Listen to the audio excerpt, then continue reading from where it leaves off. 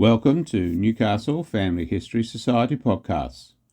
The Newcastle Family History Society, located on Awabakal land in Newcastle, New South Wales, Australia, provides support for those interested in family history. We now continue our special series presented by Benita Parker of the West Wallsend District Heritage Group, sharing the lives of the pioneering women of West Wallsend. In part 1, Mary Johnston took us from her childhood in Somerset to the hardships of early settlement in the bush. Now, in part 2, you'll step further into her world, a time of growing family, opportunity and change, where a miner's wife becomes the matriarch of a bustling household and a small settlement transforms into a thriving town. From the building of the famous Museum Hotel to the triumphs and tragedies of family life, Mary's story continues. My name is Mary Johnston. Welcome to part 2 of my life journey as a pioneer in West Wallsend district back in the late 1800s. I'd like to pick up my story after William and I had been married almost 20 years, in about 1880. And he had been fortunate enough to be able to cease working in the mines as a result of smart advice from a well-placed friend by the name of James Fletcher, whose name I'm sure some of you will know. We now had a family of 10 children, so let me reflect on our family for a moment. By 1882, our eldest son, young James, was 18 years old and a great help to his father. As I was still childbearing and caring for this ever-increasing family, I really didn't pay much attention to what the men were doing until after Edward was born in 1885. When he was born, I still wasn't even 40 years old, and I was a mother of 11 demanding children. The very next year, in 1886, James, our eldest, married Catherine Sinclair, and they soon had their first child. I was a grandmother before I turned 40. They went on to have another 5 children. I was so proud of James, and I would love to sit down and tell you his story, but time doesn't allow now, but maybe later. When the West Wallsend mine was near opening in 1887, imagine what a surprise I received when William told me that he had bought land in the new town and he was going to build a hotel near the mine. Of course, I had experience in the hotel business before I was married, and we had a large family to help, so the plan became a reality. What a wonderful day it was when William took us all up to the site and announced, "Mother, I once promised you a beautiful castle for a home. Here it is." And wasn't it beautiful? William, the boys and the builder had created a huge 14-room, 2-storey brick hotel where we could all live in comfort, along with paying guests and a bar. And it was located directly opposite the new mine and across the road from the railway station. That day, I do remember, I had tears in my eyes. We moved into our new hotel the same year the mine opened in 1888. From the first moment we opened our doors to trade, we were so busy. In fact, William had no sooner finished the build than he decided it wasn't big enough and had a huge 2-storey extension built at the rear of the hotel. The extension had 6 accommodation rooms and a large dance hall upstairs and 3 shops and meeting rooms downstairs. As if that wasn't enough, William started a coach service daily from the front door of the hotel to Cockle Creek railway station to meet the morning and evening train that ran from Sydney to Newcastle. This was also the year my father died, in 1888. He was buried at Sandgate Cemetery. He had been born in a little English village, migrated to Australia, and became a coal miner for all his life. He worked hard and was looking forward to retirement and helping William and me in the hotel. Sadly, that didn't happen. However, my mother, Betsy, now a great-grandmother, moved to live with us. She spent the last 10 years of her life with us and the extended family, caring for grandchildren and great-grandchildren until she died in 1899. Well, of course, West Wallsend would not have come into existence if it hadn't been for the West Wallsend Coal Company and its mine, right here where the town now sits and where William built our beautiful hotel. The coal company constructed its own private railway from West Wallsend to a junction with the main line near Cockle Creek, and it opened in time to move the first ton of coal from the mine to the wharf in Newcastle in July 1888. All of us who lived in the new little town were so excited. This line was used for passengers as well, and we could go into Wallsend or even Newcastle on a day trip. The railway was in service from May 1888 until the 31st of January 1930, long after both William and I were no longer there to enjoy it. All the time we lived in town, the railway terminated at the little station, more or less at our front door. The tram was a different story. It didn't come to town for us until after William had died. It came about because the townspeople wanted a cleaner, more reliable way to get into Wallsend and then on to Newcastle. I remember some of the many meetings that were held to try to convince the government of our need. It took years of battling the authorities, but eventually the town was rewarded with a clean, regular service via Young Wallsend and into town. The steam tram was started in November 1910. I forgot to tell you that we named our wonderful new hotel the Museum Hotel. This was to honour the amazing work of our eldest surviving daughter, Margaret, whom we all called Maggie. From infancy, Maggie had a fascination with all things from nature. She gathered feathers, bugs, and even dead animals and hid them in places we generally only found through the smell. Her father had learnt a little about the art of taxidermy back home in Scotland, and he taught her what he knew. She was gifted and was, from the age of about 8, creating a world of stuffed animals, birds and reptiles. But she preferred birds.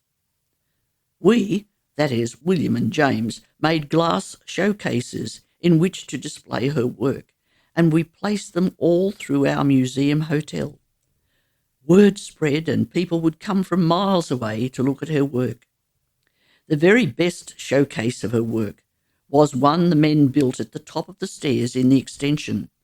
It had owls and magpies, mudlarks and parrots, finches and lizards, and so many other birds it's hard for me to recall. I do remember, though, that whenever I was missing her presence, after she and her new husband went to Sydney to live, I would go and stand at the foot of the stairs and then slowly walk up, step by step, until only the glass separated me from her wonderful works. In the end, we had in excess of 100 creatures on show throughout the hotel. The best of all her creations, I think, was her stuffed lyrebird.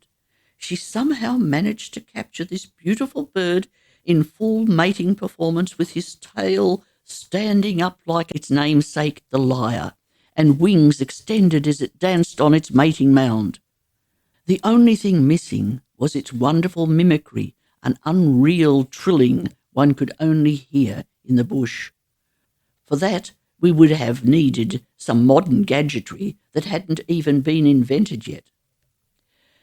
When Maggie got married in 1893, she and her husband, a mines engineer, moved to Sydney, and sadly, Margaret gave up her taxidermy work. She'd even entered her work in the big Minmi show in 1891 and won all the prizes. She wasn't very popular among some of the men who competed against her. I became a grandmother to Margaret's 2 sweet little girls. I should mention that Maggie's husband, Mr. John Humphrey, who came from Scotland, was the first young engineer employed by the West Wallsend mine, just across the road from us, and he lived with us in the hotel. That's where Maggie met him and fell in love. Charles, our second son, decided he didn't like hotel life and wanted to travel the world. He got as far as New Zealand, where he met a local lass, married and spent the rest of his life. I'm really proud of all my children, but just don't have the time to tell you about the adult life of each. Thomas became a policeman, and the remaining children married locally and stayed in the district, apart from Alexander. It breaks my heart to tell you about Alexander. In 1896 he was just 22 and a wonderful help in the hotel, and also was quite famous locally as a footballer. On Friday afternoon they'd go down to the Oval, named after William, Johnston Oval, to train for the match the next day. This day was just a normal day, so after training he came home, had his dinner, helped in the hotel until closing before going up to his room to sleep. Next morning he came staggering into our bedroom in terrible pain and coughing in a heart-wrenching manner.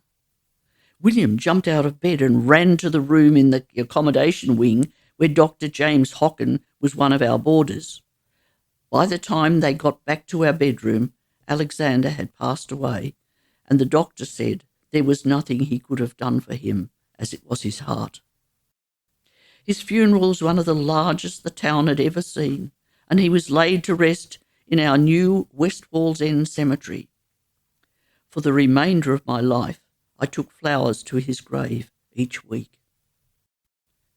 I remember life in the hotel was always busy, and the bar was always full of miners, timber cutters and others.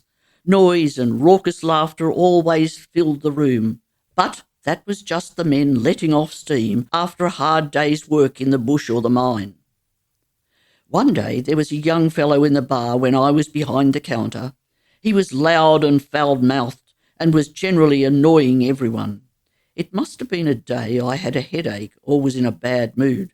So when I could stand it no longer, I lifted the flap of the counter, walked out to where he was standing, grabbed him by his dirty shirt collar and dragged him to the front door. Yes, I no longer was that petite young lass from years ago, but a good solid matron with muscle to match. Everyone, including the young fellow, was so shocked when I raised my voice and told him in no uncertain terms to get out of my hotel and stay out until he learnt how to behave. After a moment's silence, the men cheered and shouted, "Good on you, missus." I retreated behind the bar feeling a bit embarrassed, but I never had a problem after that. My William never seemed to stop, and before we really thought about it, he'd turned 73 in the year 1900. We decided it was time to retire. Of course, William had prepared for that too. In 1887, he'd purchased lots 1 and 2 in Wilson Street, only 2 doors down from the hotel. On one he had built a tennis court, but on the other he had built my 3rd castle, and this time it was just for us. In later years it was number 74 Wilson Street, but in our day it was just Johnston's place. It was magnificent, and William had spared nothing to make it a real home. There was a veranda all the way around the house, and this is where William, in his retirement, spent much of his time. He could sit in his big easy chair and watch what was happening all around him. He could see all the comings and goings at the hotel. He could see the trains laden with coal and passengers as they chugged to Cockle Creek and back. He could see his sports oval, where Alexander and all his mates had played football, and he could see his family as they came to visit and share a meal. My kitchen was everything I could have dreamed of and never imagined when I was first married at 17. It had an immense stove that would, at a pinch, take a whole roasting pig. The ceilings were 14 feet or nearly 5 metres high throughout the house. The kitchen was at the back of the house, and there was a living room and 5 large bedrooms down the hallway. The hallway itself was about 8 foot wide, that's 2.5 metres, and 30 foot or 10 metres long. It was a grand home and my true castle. Although we had everything that was modern at the time it was built, we still had to go outside to the bathhouse, laundry, and the toilet was still up the backyard. When we retired, only the younger children were still at home, but the others were frequent visitors. Poor William's health deteriorated fairly rapidly after he retired, and in August 1904, aged 77, he passed away. What a sad day that was for our family and for the whole town. It was a huge funeral, and he was laid to rest beside our Alexander in our local cemetery. I owed this man so much for the life he had given me that I made sure his coffin was of polished cedar and heavily silver-mounted, made by his son James, and one he could be proud of. That was the least I could do for him. So much was happening in West Wallsend over these years. The townspeople opened a cooperative store in 1891, which was very successful, and the government opened a school the same year. At first, there were only about 50 students, but by 1900 there were over 400. A beautiful School of Arts building opened in 1902, just up in what had now become the main street. And I'm allowed to boast that it too was built by my James. They called the main street Carrington Street after the man who was Governor of New South Wales at that time, but for many years it had been known as Minmi Road. All our streets were named after important people, mostly associated with the mine, like Laidley, Wilson, Brooks and Withers, to name just a few.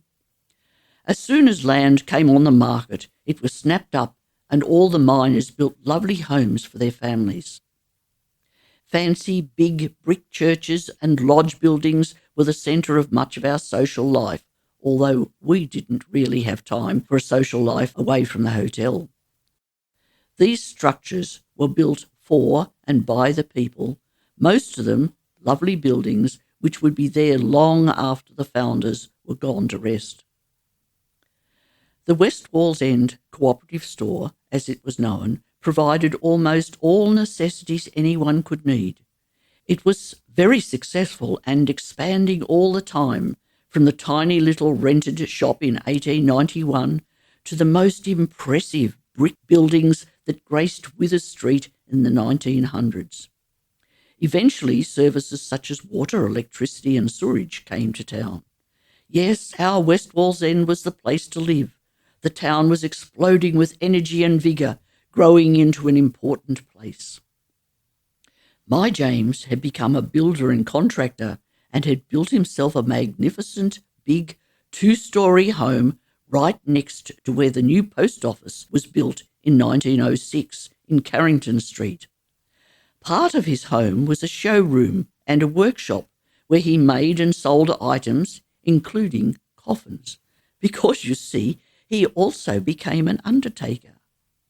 He also became very well respected in the town and was mayor of Lake Macquarie on 3 separate occasions.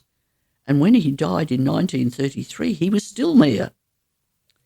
He was one of the first men in town to own a car, and everyone wanted to hire it for their weddings or funerals. Yes, James and Kate were just as busy in their lives as William and I had been over the years. James was patron and president of many sporting groups and community organisations, such as Vice President of West Wallsend School of Arts, President of West Wallsend Cemetery Trust, etc. Mark was one of my younger children, born in 1879. He married the year we retired, and William Jr. and his sister Janet married the next year in 1901. All the family, apart from my baby Edward, were married while their father was still alive to give them his blessing. Edward married in 1909 and went to live in Cessnock. So many changes were happening in the town of West Wallsend. When we arrived and built the hotel, basically there was no town at all, but maybe 40 or 50 houses.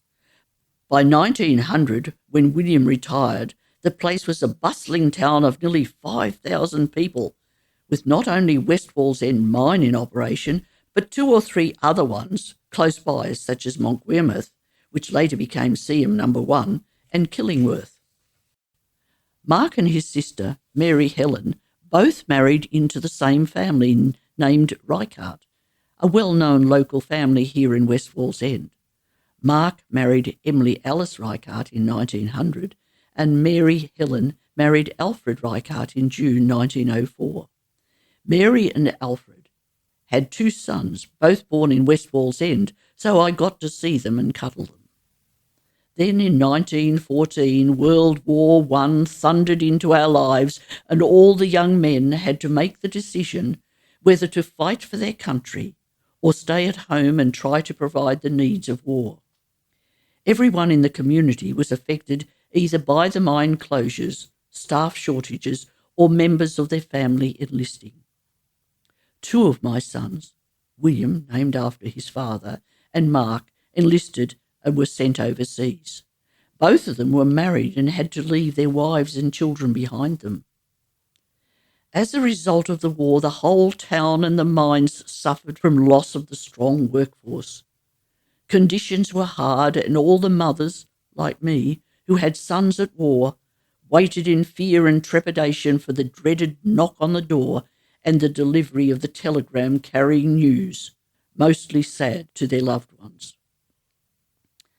After William had died and the girls had married, I was alone in my beautiful big home, waiting for something to happen, a family member to visit, or that dreaded telegram.